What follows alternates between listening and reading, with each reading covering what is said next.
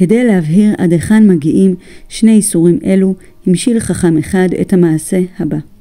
גבריאל טעה במדבר השומם והצחיח, מאולף כמעט עד אובדן חושים מצמא. נגלה לעיניו לפתע אדם המוביל עדר גמלים. בשארית כוחותיו זחל גבריאל לעברו והתחנן למעט מים. בעל הגמלים סירב לעזור לו והשאירו להנחות בלב המדבר. בדרך נס ניצל גבריאל והצליח להגיע למקום יישוב. תוך פרק זמן אף צלחה דרכו והוא נעשה איש עשיר.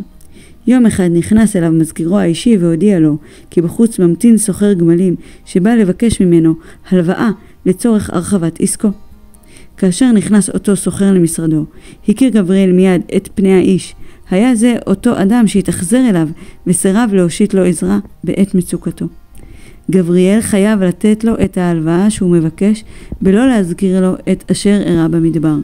זהו באמת ניסיון קשה עבור גבריאל, אך משום שתי מצוות אלו הוא נדרש לעשות זאת.